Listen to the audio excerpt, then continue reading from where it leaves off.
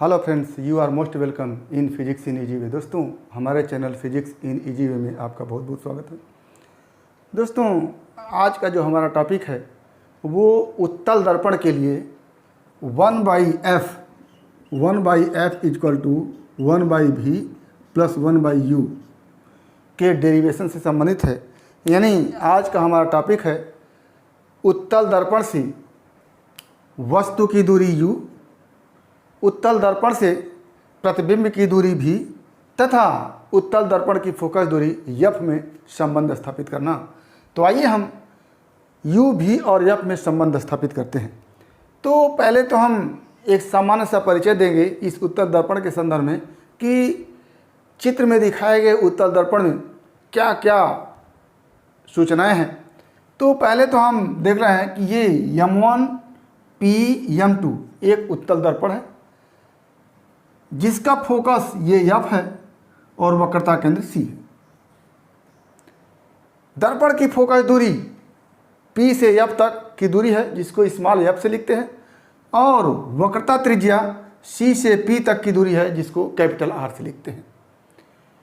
इस उत्तल दर्पण के सामने P से U दूरी पर एक वस्तु O डैश है और इसका आभासी सीधा एवं छोटा प्रतिबिंब I डैश बन रहा है। ये प्रतिबिंब कैसे बन रहा है आप देखें तो इस O डैश से एक प्रकाश की किरण इस मुख्य अक्ष के समानांतर चल रही है O डैश M। दर्पण के बिंदु M पर आपतित होने के पश्चात आप जानते हैं कि परावर्तन होता है और परावर्तित किरण लगता है कि फोकस F से आ रही है। यानी यहाँ से अगर आप देखें तो लगेगा कि ये प्रकाश की किरण इस फोकस F से आ रही है। दूसरी प्रकाश की किरण O डैश से ही चल रही है जो दर्पण पर अभिलंबवत आपतित हो रही है, या कह लें कि जो दर्पण के वक्रता केंद्र C की ओर जाती हुई प्रतीत हो रही है। और आप जानते हैं कि दर्पण के वक्रता केंद्र की ओर जाती हुई प्रकाश की किरण दर्पण से परावर्तन के पश्चात अपने मार्ग पर वापस चली जाती है। तो एक परावर्तित किरण ये हो गई जो परावर्तन के पश्चात अपने ही मार्ग पर वापस जा रही है। दूसरी परावर्तित किरण ये हो गई जो फोकस से जाती हुई प्रतीत हो रही है, और दोनों परावर्तित किरणें एक दूसरे से दूर जा रही हैं। तो वास्तव में ये कहीं परावर्तित होकर के नहीं मिलेगी, लेकिन अगर इधर कहीं से देखा जाए तो दोनों ही परावर्तित किरणें इस I डैश से जाती हुई प्रतीत हो रही हैं। तो I डैश क्या हो जाएगा? O डैश का प्रतिबिंब हो जाएगा।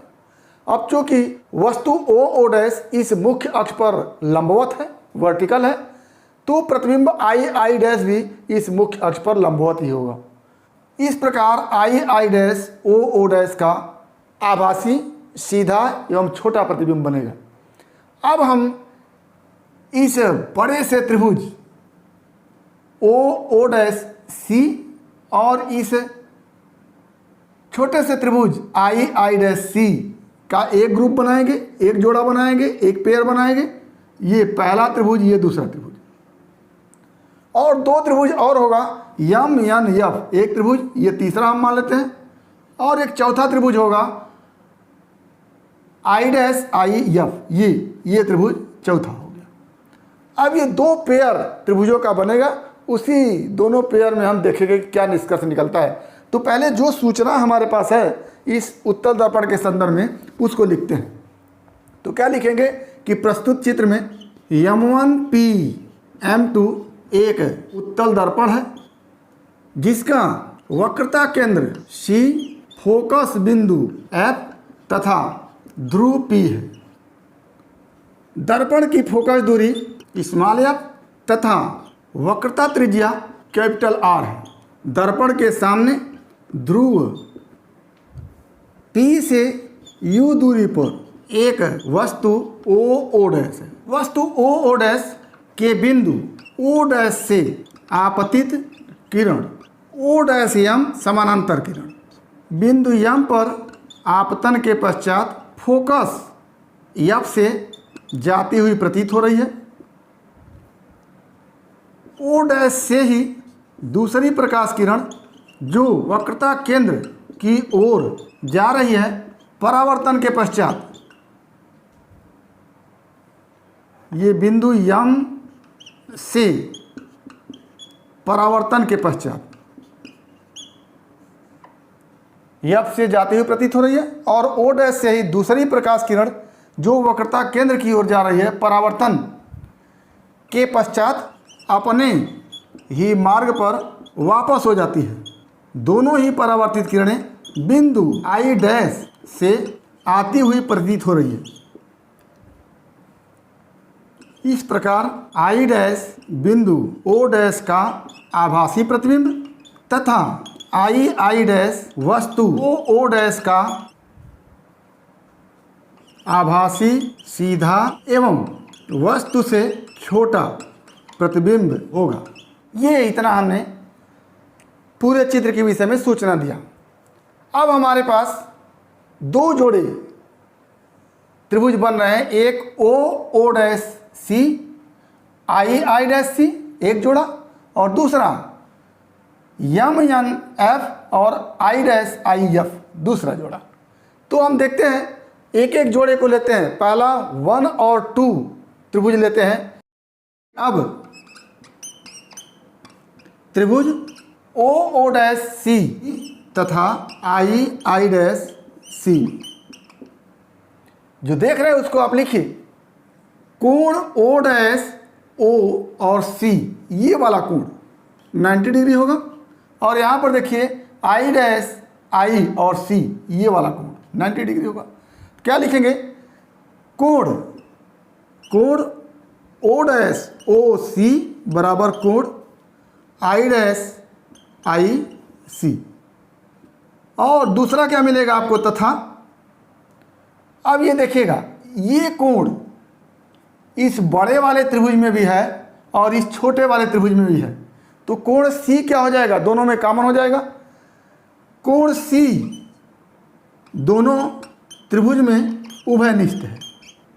अब एक तरह से देखा जाए, इस बड़े वाले त्रिभुज ओ डैश ओ सी तथा छोटे वाले त्रिभुज आई डैश आई सी में दो कोण अलग अलग एक दूसरे के बराबर हैं। ये कोण और ये कोण 90 डिग्री है, और ये दोनों में कॉमन ही है।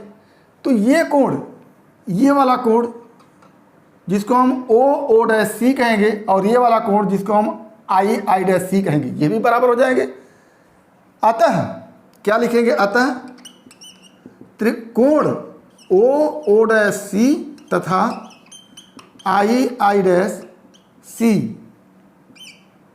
भी बराबर होंगे। अब जब दो त्रिभुज के तीनों कोण अलग अलग एक दूसरे के बराबर हैं, ये बराबर है इसके, ये दोनों में कॉमन है, और ये बराबर है इसके, तो दोनों त्रिभुज जो होंगे वो समरूप त्रिभुज होंगे। क्या हो गया? अतः त्रिभुज ओ डैश सी तथा आई डैश सी क्या होंगे? समरूप त्रिभुज होंगे। अब जब समरूप त्रिभुज हो गए तो दो समरूप त्रिभुज होते हैं, उनमें संगत भुजाओं का अनुपात बराबर होता है। संगत भुजा का मतलब पहले वाले का लंब लेते हैं, फिर दूसरे वाले का लंब लेते हैं, फिर पहले वाले का आधार लेते हैं, दूसरे वाले का आधार लेते हैं। दोनों का अनुपात क्या होता है? बराबर हो जाता है। तो क्या लिखेंगे? अतः बड़े वाले त्रिभुज का लंब ओ डैश बटा छोटे वाले त्रिभुज का लंब आई डैश बराबर बड़े वाले त्रिभुज का आधार ओ सी बटा छोटे वाले त्रिभुज का आधार आई सी। क्या हो जाएगा? ओ सी बटा आई सी। ये इक्वेशन 1 कर लीजिए। तो एक संबंध हमारे पास बन के आया ओ डैश बटा I dash equal to O C बटा आई सी, ओ डैश बटा I dash equal to O C बटा आई सी। अब दूसरा पेयर हम लेते हैं त्रिभुजों का। त्रिभुज है हमारे पास एम एन एफ। क्या है? त्रिभुज एम एन एफ तथा त्रिभुज आई डैश आई एफ में क्या बना, ये कोण देखिएगा, ये 90 डिग्री है, एम से इस मुख्य अक्ष पर खींचा गया लंब MN है। तो अगर ये MN लंब है तो मुख्य अक्ष के साथ ये 90 डिग्री कोण बनाएगा, तो ये कोण क्या हो गया, 90 डिग्री हो गया। दूसरा I डैश भी मुख्य अक्ष पर लंबवत है, तो ये वाला कोण I डैश IF भी क्या होगा, 90 डिग्री हो जाएगा। तो क्या लिखेंगे, कोण MNF बराबर कोण I डैश IF बराबर कितना, 90 डिग्री। और दोनों ही त्रिभुज में इस कोण को देखिए, ये कोण दोनों में क्या है, कॉमन है, ये MFN और I डैश FI दोनों में क्या है, कॉमन है। क्या हो गया, कोण MFN बराबर कोण I डैश FI, ये दोनों बराबर है। अतः तीसरा कोण जो बचता है वो बचता है ये NMF, ये वाला कोण, और I डैश EF, ये वाला कोण अपने आप बराबर हो जाएगा। क्या हो जाएगा, NMF बराबर कोण I डैश F। अब इन दोनों त्रिभुज में एक त्रिभुज MNF है, दूसरा त्रिभुज I डैश IF है, तीनों कोण अलग अलग एक दूसरे के बराबर हैं। तो अब जब दो त्रिभुजों में तीनों कोण अलग अलग एक दूसरे के बराबर होते हैं तो दोनों त्रिभुज क्या होते हैं, समरूप होते हैं। अतः त्रिभुज MNF तथा त्रिभुज I डैश IF क्या है, समरूप है। अब जब समरूप त्रिभुज होते हैं तो एक त्रिभुज का लंब बटे दूसरे त्रिभुज का लंब बराबर एक त्रिभुज का आधार बटे दूसरे त्रिभुज का आधार। तो पहले त्रिभुज का लंब क्या है, MN, और दूसरे त्रिभुज का लंब क्या है, I डैश I। अब पहले त्रिभुज का आधार क्या है, NF बराबर NF बटा दूसरे त्रिभुज का आधार है IF। अब आप बताइएगा, जितना ये MN है उतना ही O डैश O है, तो MN की जगह हम क्या लिख सकते हैं, O डैश O लिख सकते हैं। क्या लिखेंगे, सिंस MN बराबर O डैश O, देयरफॉर यहाँ पर MN की जगह O डैश O लिख दीजिए, O डैश O बटा I dash I equal to NF बटा IF। ये इक्वेशन 2 कर लीजिए। इक्वेशन 1 देखिए और इक्वेशन 2 देखिए। लेफ्ट हैंड साइड क्या है, O डैश बटा I डैश, यहाँ पर भी O डैश O बटा I डैश I, दोनों क्या है, सेम है। आप इसको O डैश कहिए चाहे O डैश O कहिए, और इसको I डैश I कहिए चाहे I डैश कहिए। तो क्या हो गया, लेफ्ट हैंड साइड दोनों के बराबर है तो राइट हैंड साइड क्या हो गए, बराबर हो गए। अतः इक्वेशन 1 एंड 2 से क्या हो जाएगा, OC बटा IC इक्वल टू NF बटा IF। ये OC और क्या, IC ये NF ये है, और IF ये। अब थोड़ा सा जो भी फार्मूला हम डिराइव करते हैं वो छोटे दर्पण के लिए करते हैं, बड़े दर्पण के लिए नहीं करते हैं। तो ये दर्पण अगर छोटा कर दें, मान लेते हैं इतना बड़ा दर्पण कर लिया हमने, ये ऊपर का नहीं रहा, नीचे का नहीं रहा, केवल इतना बड़ा रहा। तो जब इतना बड़ा दर्पण होगा तो ये जो O डैश M प्रकाश की किरण होगी वो इस दर्पण के अंदर ही रहेगी। तो मान लेते हैं O डैश यहाँ हो और O डैश से प्रकाश की किरण इस तरह से जा रही, तो यहाँ पर चली गई। तो यम कहाँ चला आया, यहाँ पर चला आया। और यम से जब लंब खींचेंगे, जैसे ये यम या लंब खींचें तो ये यम या लंब खींचेंगे तो ये यन यहाँ पर चला आएगा। तो क्या हमने देखा कि दर्पण अगर छोटा है तो यम पॉइंट किधर आ रहा है, P के करीब आ रहा है, और यन भी P के करीब आ रहा है। और दर्पण अत्यंत छोटा ले लें तो m पहुंच जाएगा p पर और n भी पहुंच जाएगा p पर। तो क्या लिखेंगे कि दर्पण के अत्यंत छोटा होने पर m और n लगभग p पर हो जाएंगे। तो क्या लिखेंगे, यदि दर्पण को अत्यंत छोटा लिया जाए तो क्या होगा, तो m लगभग, दोनों लिख दीजिए, m एवं n लगभग p पर होगा। जब m और n लगभग p पर होगा तो जो n आप लिख रहे हैं वो क्या लिखेंगे, pf लिख देंगे। अच्छा, n पहुंच गया p पर, तो n जो लिखे हैं वो क्या लिखेंगे, pf लिखेंगे। तो अब यहां से क्या हो जाएगा, n की जगह pf लिख दीजिए। अतः OC बटा IC तो ठीक है, OC बटा IC इक्वल टू जो NF लिखे हैं, n की जगह P लिख दीजिए, PF हो जाएगा और बटा क्या हो जाएगा, IF हो जाएगा। ये हमारे पास मिला। अब हम इस OC को, IC को, PF को, IF को U, V और F के रूप में कन्वर्ट करने का प्रयास करेंगे। तो OC को आप क्या लिख सकते हैं, O यहाँ है और C यहाँ है। तो OC इतनी लंबी लाइन है, इसको OP और प्लस PC लिख सकते हैं। तो OC को हम लिख दिया OP प्लस PC। क्या लिखेंगे, सिंस OC इक्वल टू क्या लिखेंगे, OP प्लस PC, ये लिख दिया।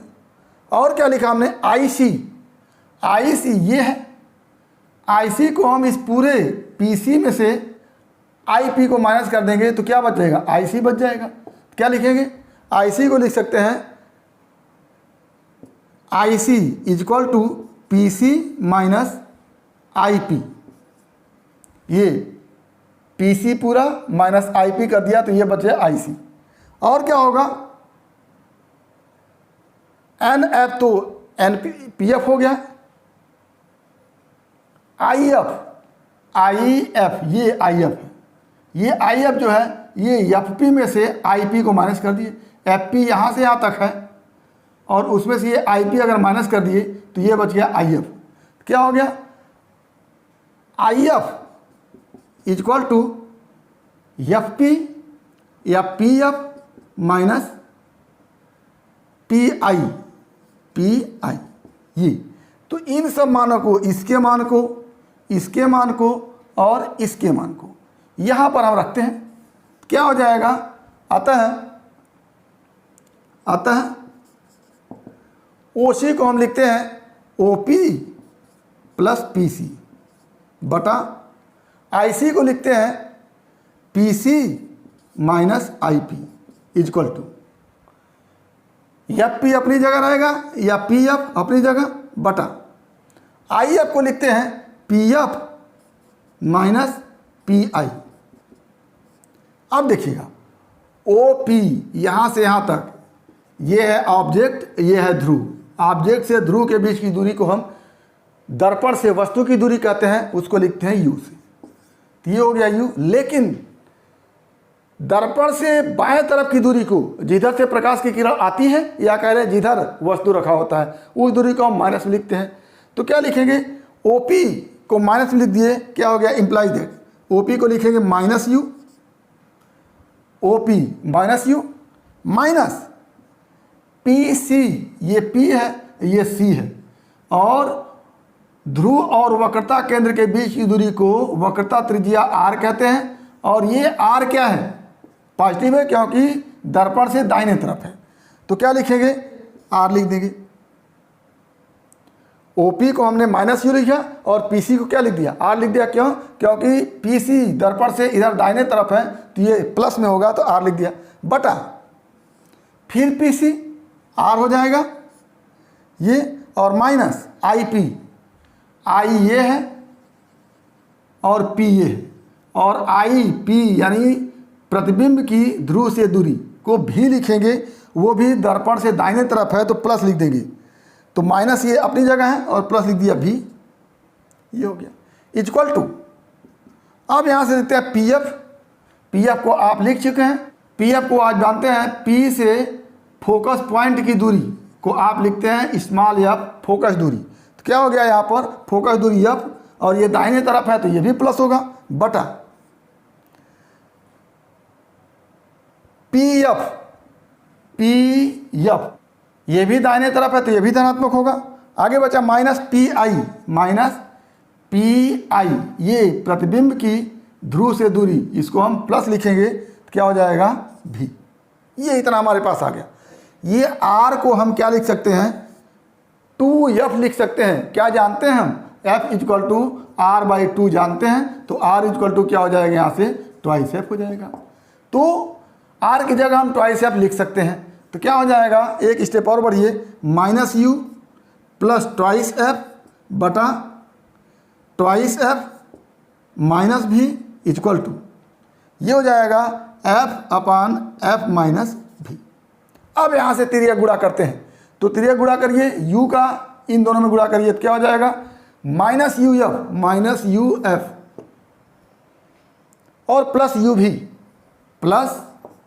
भी, माइनस यू का दोनों में गुणा हो गया। अब ट्वाइस एफ का दोनों में करिए तो क्या हो जाएगा ट्वाइस एफ स्क्वायर प्लस में, और क्या हो जाएगा minus twice F V equal to, अब इन दोनों का गुणा करिए तो ट्वाइस एफ स्क्वायर प्लस हो जाएगा ट्वाइस एफ स्क्वायर, उसके बाद एफ का माइनस भी में गुणा करेंगे तो माइनस एफ भी हो जाएगा, माइनस एफ भी, ये हो गया। अब देखिएगा ट्वाइस एफ स्क्वायर इधर भी है, ट्वाइस एफ स्क्वायर इधर भी है, दोनों कैंसिल हो जाएगा। तो अब क्या बचेगा आपके पास minus U F plus U V minus twice F V equal to minus F V. तो यू भी को एक तरफ रखिए और इन सबको ट्रांसफर कर दीजिए, क्या हो जाएगा इंप्लाइज दैट यू भी इक्वल टू माइनस एफ भी, ये एफ भी प्लस हो जाएगा प्लस एफ भी, और ये भी उधर जाएगा minus U F, sorry plus U F, ये माइनस इधर जाएगा तो प्लस यू एफ हो जाएगा। अब क्या बचा यू भी इक्वल टू एफ भी प्लस यू एफ, ये हो गया। अब इस पूरे इक्वेशन में हम यू भी एफ से भाग देते हैं, क्या लिखेंगे यू भी एफ से भाग देने पर क्या हो जाएगा यू भी अपान यू भी एफ इक्वल टू एफ भी अपान यू भी F plus U F upon you भी एफ। काटिए, यू भी कटा यहाँ से, एफ कटा और भी कटा, यहाँ से यू कटा और एफ कटा, तो क्या बचा हमारे पास, यहाँ से बचा 1 by f equal to 1 by u plus 1 by v. इसको लिखते हैं 1 by f equal to 1 by v plus 1 by u. ये हमारा उत्तल दर्पण के लिए 1 by f equal to 1 by v plus 1 by u संबंध बना, या कह ले कि उत्तल दर्पण की फोकस दूरी, उत्तल दर्पण से प्रतिबिंब की दूरी और उत्तल दर्पण से वस्तु की दूरी के बीच में संबंध बना। तो इस तरह से आप उत्तल दर्पण के लिए 1 by f equal to 1 by v plus 1 by u पूछा जाए तो कर सकते हैं। अवतल दर्पण के लिए इसके पहले मैं बता चुका हूं कि 1 by f equal to 1 by v plus 1 by u कैसे डिराइव करते हैं।